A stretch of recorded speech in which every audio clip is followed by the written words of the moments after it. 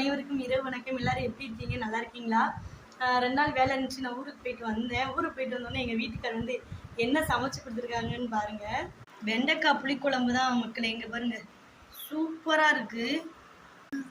வெண்டைக்காவை நல்லா 4-5 கரண்டியை போட்டு அரைச்சி வச்சுட்டேன்.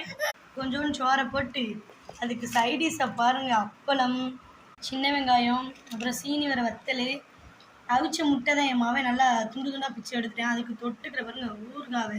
நேற்றுக்கு மதியம்லாம் ரொம்ப பசியோடு வாடினேன் மக்களே. எங்கள் அக்கா வீட்லேயும் சோறு இல்லை, எங்கள் அம்மா வீட்லேயும் சோறு இல்லை. அப்புறம் பசிக்குதுன்னொன்னே 4-5 மணி போல் சோறாக்கி அந்த ஆளை தந்தாவை என்னதான் இருந்தாலும் தாவிடுதேன். அதே மாதிரி முந்தானத்தும் சோறு இல்லாமல் ஆகிப்போச்சு. நிலமை அப்படிதான் ஓடிச்சு. நம்ம இருக்கிற இடத்துல பார்த்தீங்கன்னா ஹோட்டல் அங்கேருந்து நடந்து வரணும்.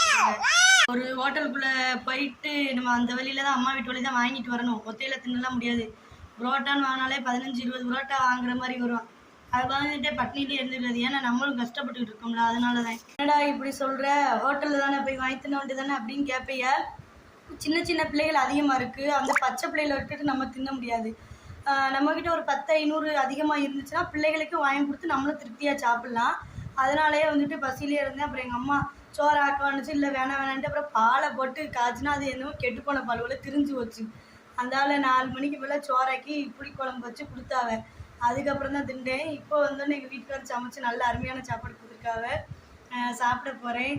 வாங்க நீங்களும் சாப்பிட்லாம்.